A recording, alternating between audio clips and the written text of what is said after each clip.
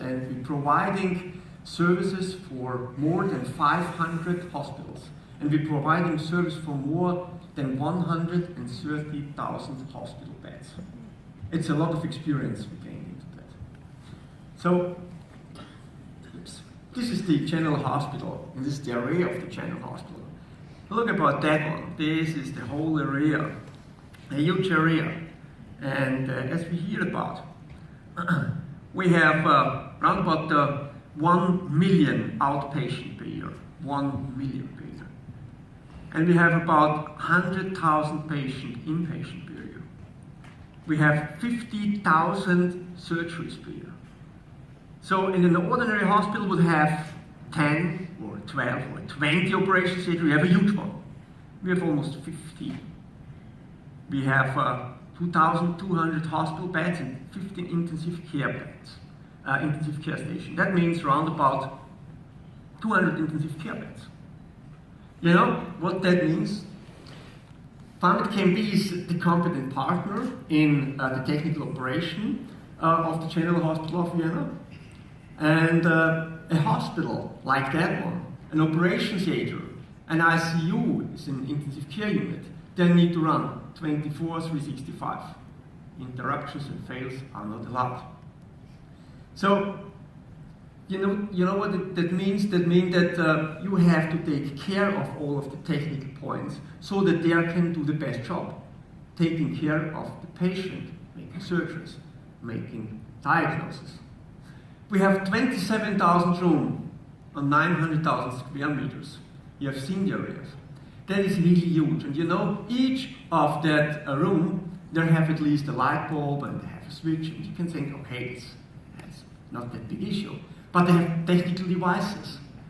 Some of them are really, really high-tech devices. We have 50,000 medical devices, starting by a small pump and ending up in a magnetic resonance imaging machine. And all that are serviced, maintained by us, by our specialists. And this is the key point, the specialists are the key point. And just look about that, almost 150 elevators and escalators.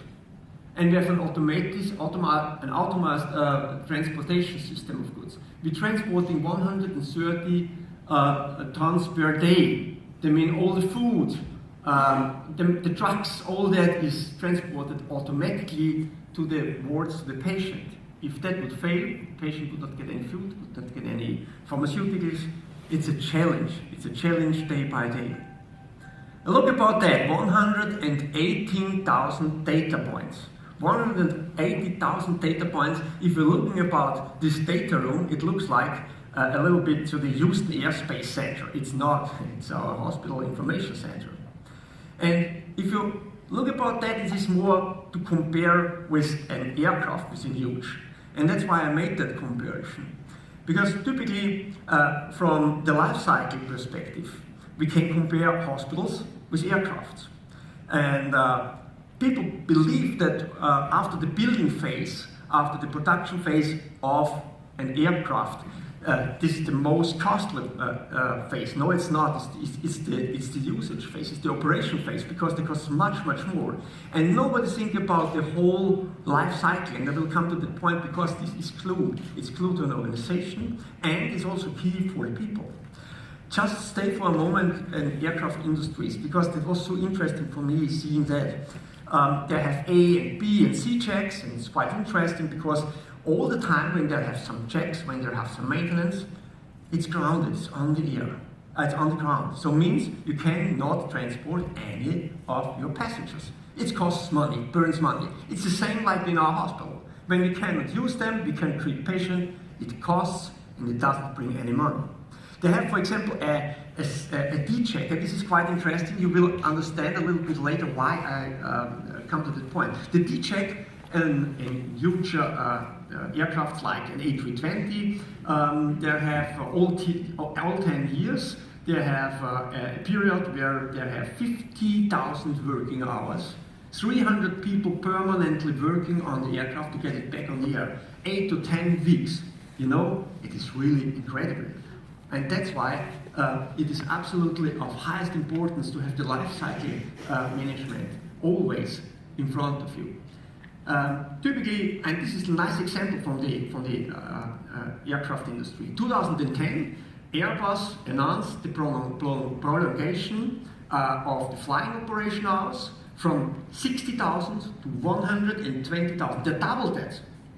You know what they said? They said, clue is to have the right staff, to have competent staff, and to have motivated staff to get it in the air quick. That's what they have. Yeah, one might maybe think about that. I fell a little bit in love with aircrafts. That's not wrong. I'm a private pilot, and that's why I make the comparison. So, just have a look on this one. This is the life cycle approach. And life cycle approach, this is very important to understand it.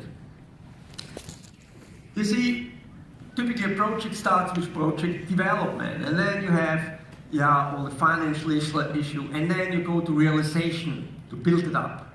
And then you have startup management, and you have the operational time. At the end, you have a refurbishment. This is the 10 years from the aircraft. And you know, nobody is thinking about startup. What about the documentation? You have to look about a dead place, that you can refurbish them, that you can really operate here. And you know what frequently happens? That one company is doing the project development and does not think about what happens here in the refurbishment, in the operational phase. Another one doing the realization. Startup is not there. So if you don't looking on the whole circle, on the whole life cycle, that burns money to the end. This is a nice example how we did it. It was around about 27 years now in use. This is our container transport system. And after 27 years, the company said, sorry, but this is now out of service. And you need to now install a new container transport facility system. And it costs millions. And they said, to the hell, how we should do that?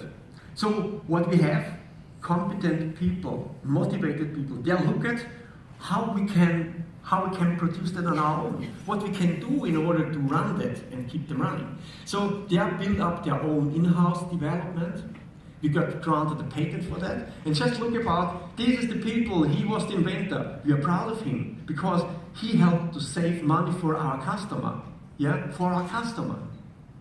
And it's important. Another really interesting example of the life cycle management and the management of people and our people is, this is a trauma room. You see here, this is one of the most modern trauma rooms. And typically it starts like that one. Also 27 years old, it was covered in 2 trauma rooms. And so the biomedical engineers, the construction engineers, and all our maintenance workers. You see, that's our workers, the blue-collar workers, that's my staff. We are very proud of them, and they are very proud to working for our company and for the hospital. They are built up on their ideas, this trauma room. They also look at about what they need to do. For example, here, they prepared the ground, they prepared the machines. Here, once again, you see our staff. At the end, we gained out a wonderful, worldwide #1 trauma room. Around the world, people coming here and have a look on that new trauma room. And you know, our people, they are very proud that they have designed them. And this is the clue once again, the competent people. You need competent people, you need to motivate. As we heard before, if it's independent, if this is in hotel or is in company ABC or Bosch, whatever, you need to keep them really motivated, and you need, in that case, high competent people. Yeah, let me come to an end. In hospitals as well as in aircrafts, lives are at stake. Life cycle management ensures a sustainable result for our customer and a safe operation. So we take responsibility for the technical operation so that our customer, the General Hospital of Vienna, they can concentrate on their job, care on highest level. The highest good in our company are our staff, our people. And now, when I'm talking here, my people, around about 1,000 people in the Vienna hospital, they are taking care that patients can be treated. And this is wonderful, and from that point here, I like to say a huge thank you to our people at home. I sent it at home, and I hope they feel at home in Vienna that we sending that huge thank you. I hope that my little conference with the aircraft helped a little bit to understand our business and how we manage that. And yeah, as a pilot, I could not refrain from that, so that's why it should illustrate a little bit the safety and the efficiency of our hospital. When you're next time entering a Famid hospital, it should remind you on how safe it is. This is as safe and as reliable as this landing I performed on my own. And thank you on that position. Happy landings with healthcare and vitality. Thank you.